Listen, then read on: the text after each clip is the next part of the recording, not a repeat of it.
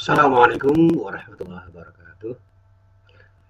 Alhamdulillahilladzi arsala rasulahu bil huda wa dinil haqq liyudhhirahu 'ala ad-dini kullih wa kafa billahi syahida. Asyhadu an la ilaha illallah wahdahu la syarika wa asyhadu anna Muhammadan abduhu wa rasuluh. Allahumma salli wa sallim ala nabiyyina Muhammad wa ala alihi wa sahbihi wa man wala amma ba'd.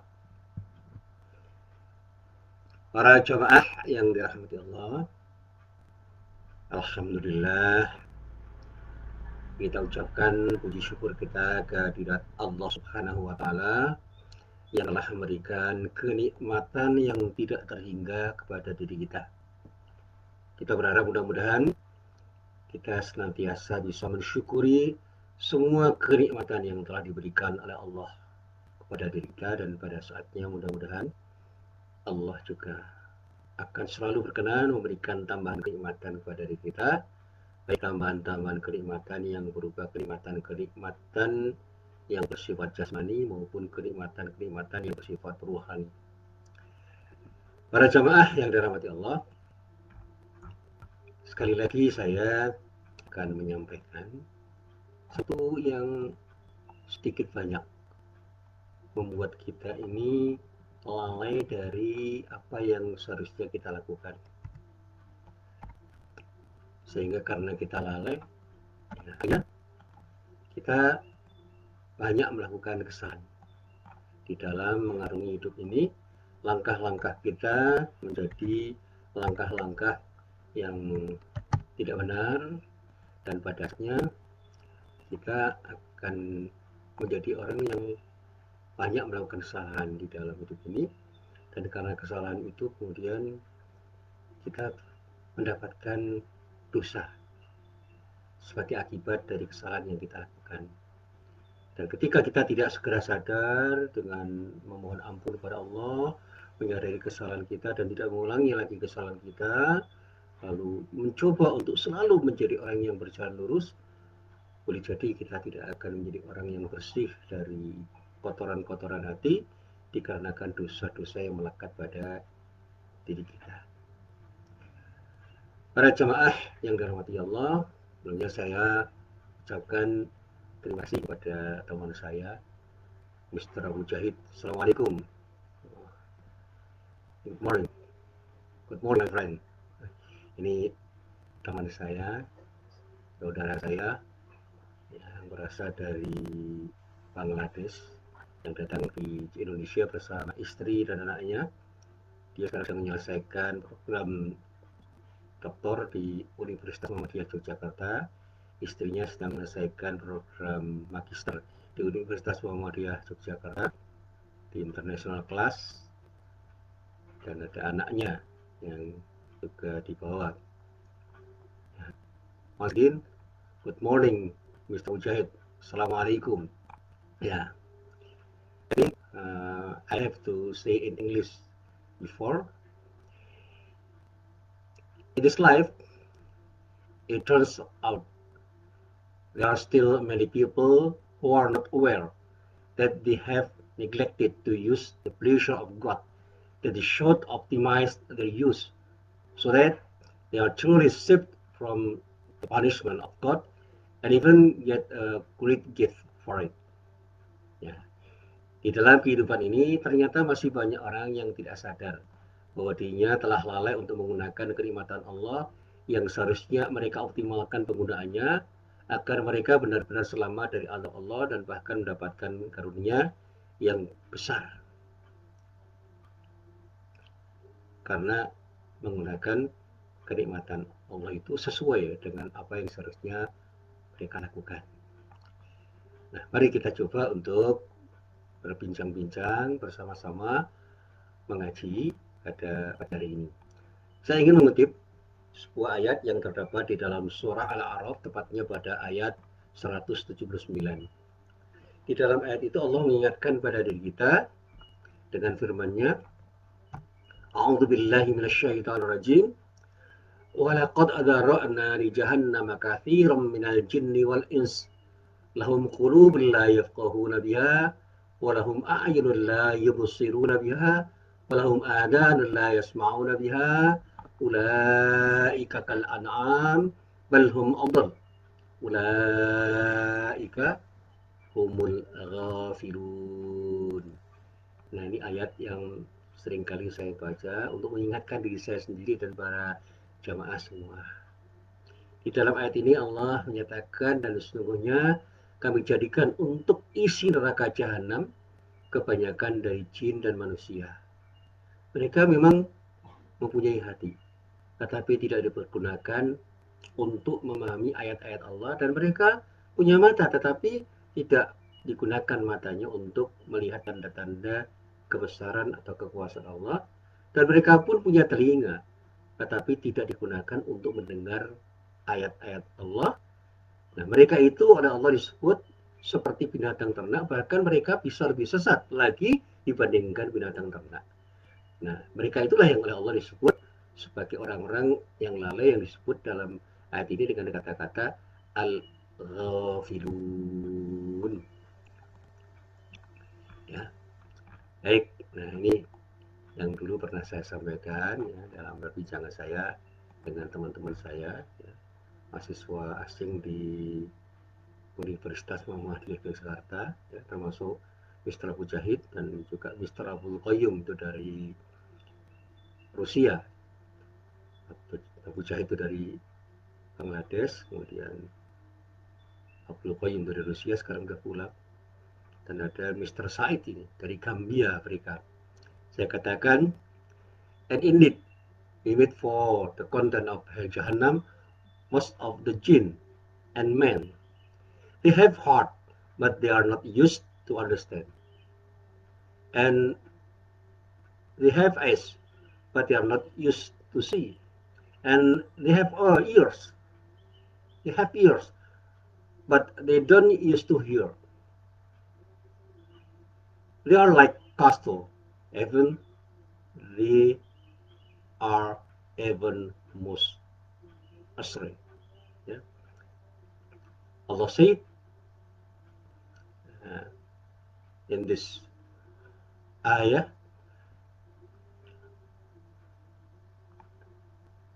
they are like castle, even they are even more astray. They are people who are negligent. Baik, mari kita coba untuk kita telah bersama-sama.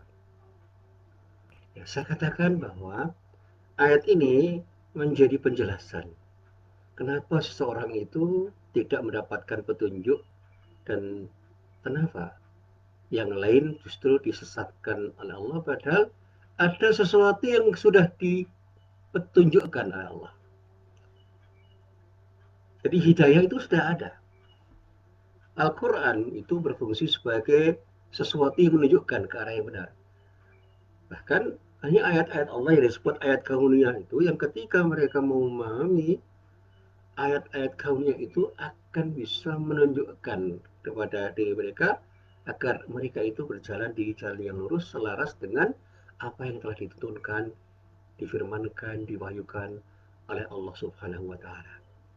Jadi sekali lagi ayat ini menjelaskan kenapa seseorang itu tidak mendapatkan petunjuk dari Allah dan tidak ada juga orang yang mengarah kepada kebenaran padahal petunjuk sudah jelas. Dan kenapa orang-orang disesatkan dari jalan yang benar? Nah, ayat ini samping menjelaskan hal-hal yang terkait dengan bagaimana orang itu disesatkan dan bagaimana orang tidak mendapatkan petunjuk dari Allah, berfungsi juga sebagai ancaman kepada mereka yang mengabaikan tuntunan pengetahuannya. Ayat ini menjelaskan bahwa mereka akan disebut sebagai orang yang menguliti dirinya sendiri. Sehingga dikatakan di dalam ayat ini Allah akan menyesatkan mereka. Siapa mereka? Mereka itu sebagian besar dari jin dan sebagian besar dari manusia. Nah, Mereka itu sebenarnya dijadikan oleh Allah untuk menjadi hamba Allah yang beribadah kepada Allah. Tapi mereka akan mendapatkan azab dari Allah berupa neraka jahanam. Disebabkan kelalaian mereka dan karena lalai mereka berjalan di jalan yang sesat dan oleh mereka jalan yang sesat itu dijalani dan itulah yang disebut sebagai kufur nikmat mereka atas apa yang telah diberikan oleh Allah pada diri mereka. Nah, para jamaah yang dirahmati Allah, di dalam ayat ini ada instrumen yang sebenarnya bisa digunakan oleh semua orang untuk memahami petunjuk Allah. Ada hati, ada mata, ada telinga. Nah, hati, mata, dan telinga orang-orang yang memilih jalan kesesatan itu dipersamakan oleh Allah dengan binatang, binatang ternak di sini.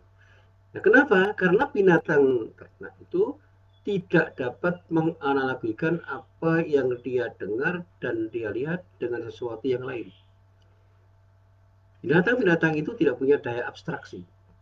Binatang itu tidak memiliki akal seperti manusia. Bahkan manusia yang tidak menggunakan potensi yang dianugerahkan oleh Allah berupa akalnya oleh Allah disebut sebagai orang-orang yang lebih buruk nasibnya dibandingkan binatang ternak. Sebab binatang dengan instingnya misalnya akan selalu mencari kebaikan-kebaikan dan menghindari kebahaya, sementara manusia yang punya akal yang kemudian durhaka justru akan menolak kebaikan dan kebenaran dan selanjutnya mereka akan mengarah kepada bahaya yang tidak terbatas. Jadi orang yang tidak menggunakan akal sehatnya itu akan tersesat dengan kesesatan yang nyata. Orang yang tidak menggunakan mata dan telinganya untuk melihat dan mendengar kebenaran yang datang dari Allah itu akan tersesat dengan kesesatan yang nyata. Dikatakan bahwa setelah mereka mati, mereka akan menjadi penghuni neraka yang kekal yang disebut dengan jahanam. Berbeda dengan binatang yang punah dengan kematiannya. Mereka tidak akan mendapatkan adab dari Allah karena mereka tidak diberi beban untuk itu, untuk taat pada Allah. Di sisi lain, binatang tidak dikurangi potensi sebanyak potensi manusia, sehingga binatang tidak pas dikecam bila tidak mencapai apa yang dicapai oleh manusia karena memang dia tidak memiliki kemampuan yang sama dengan manusia. Manusia itu pantas dikecam bila sama dengan binatang dan dikecam lebih banyak lagi jika ia lebih buruk daripada binatang karena potensi manusia seharusnya dapat mengantarkan dirinya untuk meraih ketinggian derajat jauh melebihi derajat binatang-binatang yang tidak dianugerahi potensi-potensi untuk menjadi hamba Allah yang lebih baik.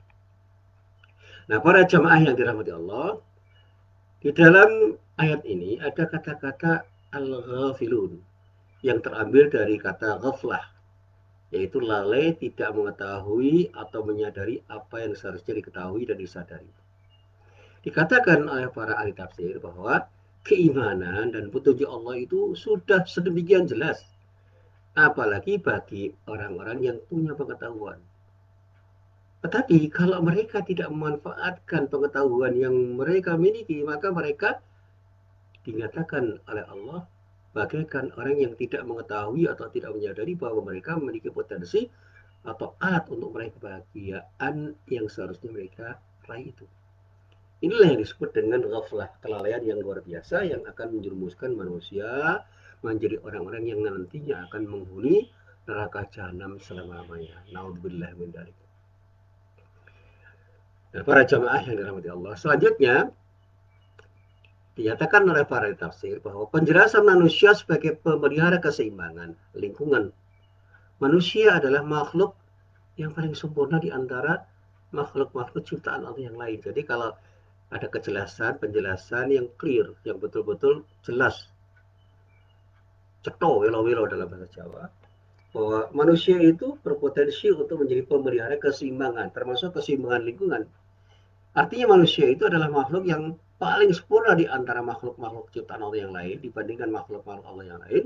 Karena manusia telah dilengkapi dengan sesuatu yang tidak dimiliki oleh binatang atau makhluk yang lain, yaitu akal. Maka secara tidak langsung manusia pun bisa membedakan mana yang baik, mana yang buruk, mana yang benar, mana yang salah. Maka berdasarkan kelebihan tersebut, maka manusia dijadikan sebagai khalifah di bumi ini. Nah, kalau manusia melakukan kesalahan dalam melestarikan alam misalnya, dalam hal ini manusia akan dimintai pertanggungjawaban oleh Allah terhadap apa yang telah mereka perbuat. Nah, sehubungan dengan itu, maka jika dikaitkan misalnya dengan surat Fatir ayat 28 yang isinya sesudah Allah berturut-turut dalam beberapa ayat menegaskan atau menerangkan keadaan alam dan bumi, gunung, sungai, dan warna-warni batu-batu, Allah menegaskan hanya ulama lah yang benar-benar punya khasyah, rasa takut kepada Allah.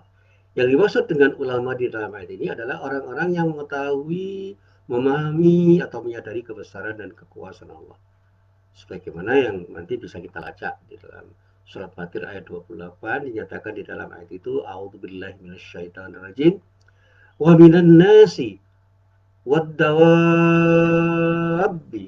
wal an'ami mukhtalifun alwanuhu kadzalik innama yakhsyallaha min ibadihil ulama innallaha azizun ghafur. Nah, di dalam ayat ini Allah menyatakan, dan demikian pula di antara manusia, binatang-binatang melata, dan binatang-binatang ternak, ada yang bermacam-macam warnanya dan jenisnya. Sesungguhnya yang takut kepada Allah di antara hamba-hamba Allah itu hanyalah ulama. Sesungguhnya Allah Maha Perkasa lagi Maha Pengampun. Nah, saya katakan bahwa di dalam surat Al-A'raf ayat 179 dikatakan bahwa manusia itu memang telah diberi instrumen-instrumen yang bisa mereka gunakan untuk mengetahui yang benar dan yang salah, yang baik dan yang buruk. Mereka diberi hati, mereka diberi mata, mereka diberi telinga. Tetapi mereka banyak yang tidak menggunakannya dengan sebaik-baiknya atau sesuai dengan fungsinya. Nah, itulah mereka orang-orang yang disebut dengan al-ghafirun, orang-orang yang lalai. Manusia sendiri sebagai pemelihara keseimbangan, misalnya keseimbangan lingkungan, harus bisa mempraktekkan apa yang telah diperintahkan oleh Allah dari hati, dari mata, dan dari telinga yang telah diberikan Allah pada mereka. Nah, ketika kita itu bisa menjaga keseimbangan, masuk keseimbangan lingkungan, niscaya Allah akan memberi keselamatan dan keamanan, baik di bumi dan di akhirat kelak.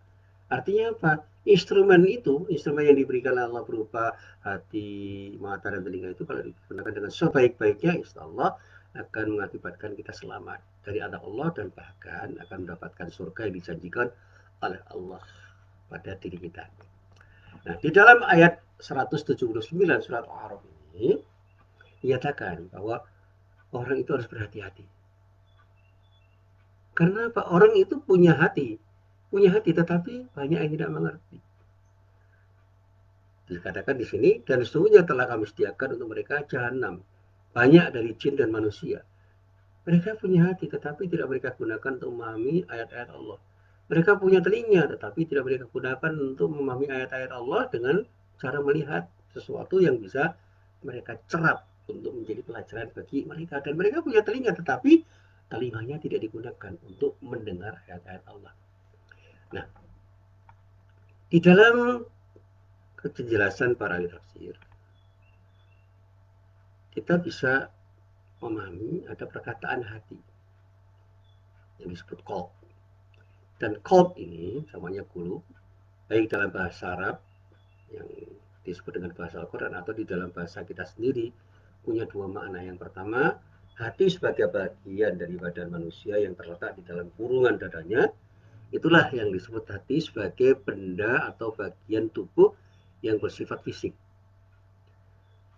Kemudian hati itu bisa dipakai untuk arti yang kedua yang disebut pengertian majas, yang kadang-kadang juga berarti akal, kadang-kadang berarti perasaan yang halus, dan disebut juga rasa hati atau hati kecil atau hati sanubari atau hati nurani.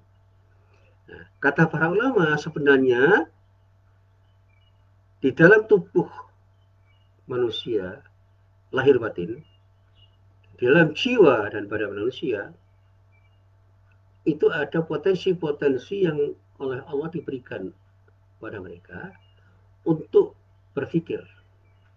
Nah, orang mengatakan berpikirlah dengan otak. Tetapi di sini ada kata hati.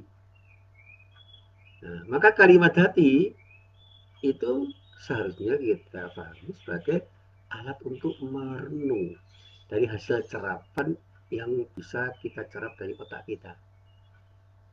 Bahwa hati itu yang akan dipakai oleh manusia untuk menyaring sesuatu dan kemudian memancarkan sesuatu setelah disaring untuk melahirkan apa yang dicerap oleh sesuatu yang disebut sebagai kekuatan manusia untuk mencerap stimulus atau rangsangan-rangsangan dari luar. Di dalam kaitannya dengan persoalan hati ini, para ahli tafsir mengatakan hati itu adalah kekuatan yang bisa mendorong untuk melakukan atau tidak melakukan sesuatu. Nah, mata kita, telinga kita itu bisa menjadi alat untuk melihat dan mendengar sesuatu.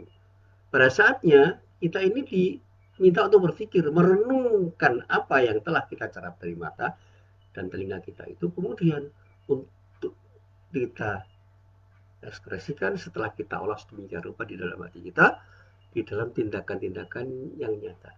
Sehingga muncullah perkataan kita, muncullah sikap kita, muncullah tindakan kita sebagai akibat dari hasil cerapan yang telah kita lakukan setelah kita mendapatkan stimulus dari sesuatu yang kita lihat, kita dengar.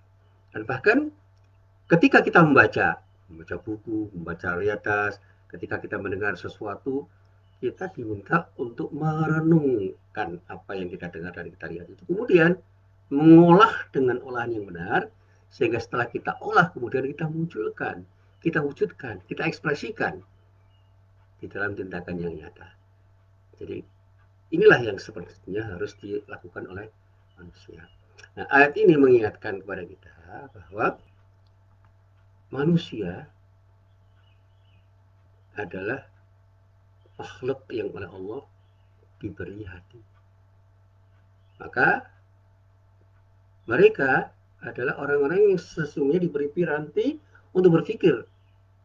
Tetapi meskipun mereka diberi hati untuk berpikir, ternyata banyak orang yang tidak menggunakan hati mereka itu untuk memikirkan sesuatu yang kemudian melahirkan tindakan-tindakan yang benar dan baik.